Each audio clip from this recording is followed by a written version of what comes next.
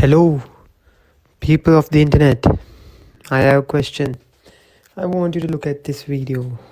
Straight to our Paula Reed, and Paula, we have some breaking news. Let's get straight to our Paula Reed, and Paula, we understand that Jack Smith, special counsel, has weighed in on the status of one of Trump's cases. What can you tell us? That's right. Special counsel Jack Smith is saying that he is going to move to dismiss one of the two criminal cases against President-elect Trump. Here, he is referring to the election subversion case that he filed against President-elect Trump 2 years ago. He is saying that, quote, the country has never faced the circumstances here. We have a pending criminal case against a president-elect. There is internal Justice Department guided case yet. That this is not a big surprise. A short time ago, a couple weeks ago, Smith has asked the court for more time to, quote, assess the unprecedented circumstances of having a pending case against the president-elect. And they asked the court for more time to assess what they should do. And again, not a huge surprise. This tells me, looks of the allegations were related to. So basically, this guy is gonna get all these criminal charges. Last, how many criminal charges does he have? Hey, Trump, criminal charges. 34 felony convictions. Some of you right-wingers will say, oh wait, those are fake. You can make 34 criminal charges and all of them be fake. At least one has to be true. And the fact that a president, that anyone can get away from being charged for their felonies is crazy. And the other thing is, they can do it right in front of everyone, right? So imagine how many people get away with criminal charges with no public knowing anything about it. And this happened right in front of us. We all get to see it right now, that his charges are being kicked out into the abyss. And then the question comes, can we really trust a system which kind of doesn't have institutional integrity?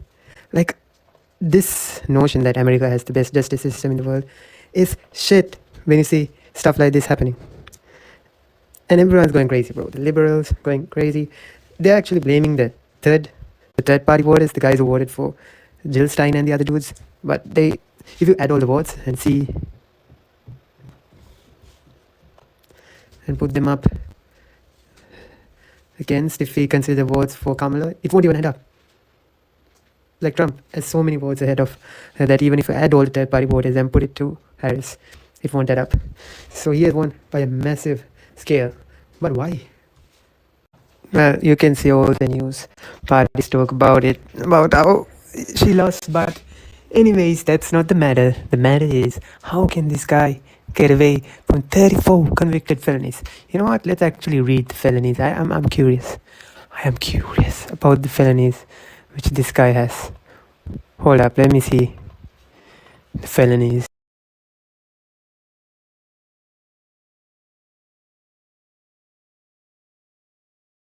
So this is me coming post video because the microphone doesn't work here.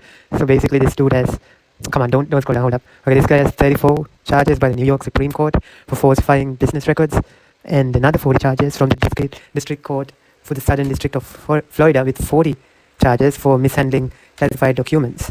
And then when we go down, hold up, I'm literally looking at the video after making it. And okay, so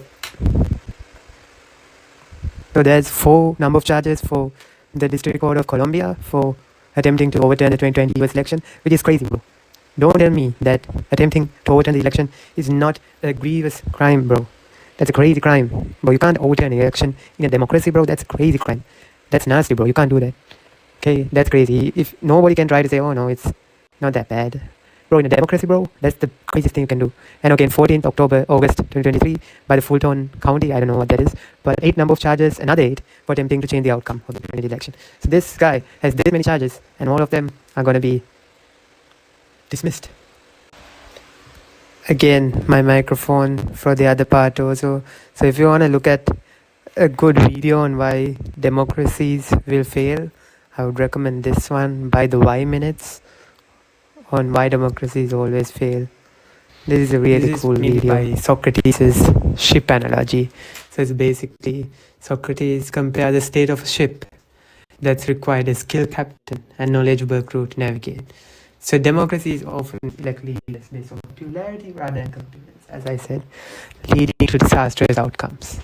It can lead to disastrous outcomes. The analogy emphasizes that citizens must be informed and capable to ensure effective governance. And then there is another thing we have to consider. So basically, right, when was democracy created? Democracy was created, the birthplace of democracy was in Greece, right? Ancient Greece. So guys such as Greek philosophers such as Lycurgus of Sparta, I hope I pronounce it correctly, Lycurgus of Sparta, and Socrates, we all know Socrates, were skeptical about democratic governance. Why? It's because it's a popularity contest, right? That seems like the obvious reason as to why democracies may not work. It's more on popularity rather than competence. And then the question comes whether we as public are knowledgeable enough to vote on who is better. Is the public well informed? Basically, is the main question. Because every 4 years, bro, every 4 years, you're gonna get a new guy. It's either this side or it's gonna be this side. It's one of the two.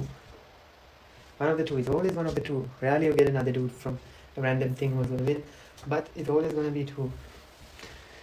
But why? Why is it only two? Well, many people say it kind of maintains stability between the two parties. It's kind of like, or if there are two parties, let's say there's Democrats and the Republicans, right? So it's like a rubber band, right? So it prevents each party from going to the other side, right? The Republicans won't go way right, Democrats won't go way left. So people say it's kind of like a rubber band to prevent people from going too extreme. Basically, having opposite ideas challenge each other and kind of discuss in a good scale on what's better for the country. But is democracy really the best way to do it? You see, democracy is a new concept, right? And it really questions whether this thing of can we really have one party for 4 years and then immediately switch tables another 4 years and then the 4 years switch to the other side. The question comes, is it really okay to have a system like that? Do you all know that Socrates was sentenced to death? Yeah, bro was sentenced to death by the Athenian democracy. So actually in that time in Greece, they had a democracy called Athenian democracy. So he was sentenced to death in 399 BC after being accused of corrupting the youth. His fate symbolized the flaws of Athenian democracy, which began to evaluate demagogues over wise leadership. Really, how do we know what democracy is better and whether democracy can actually turn into a tyranny? My rant is over. I'll see you next time. And the end of the video will be no context American politics. Something you shouldn't have. What was that? Is that a dog? Uh-oh. It's Hillary. Good that someone with the temperament of Donald Trump is not in charge of the law in our country. Because you'd be in jail. Secretary Clinton. Tough business to run for president. I know you're a tough guy, Jeb. And we need to have a leader that is Real principled. tough. You're never going to be president of the United States by insulting your way to the presidency. Let's see. I'm at 42 and you're at 3, so Doesn't matter. far I'm doing better. Doesn't matter. Saturday, I had a little low-grade fever. Uh-oh. So, actually, probably a GI thing. But, you know, I'm meticulous. I'm a physician. I looked it up. I ended up piggy bank. I'm from Walter Reed, so I got a test late Saturday night, and I'm negative. I stayed home another day just to... Go ahead. Sure. She's shocked that I picked her. No. She's like in a state of shock.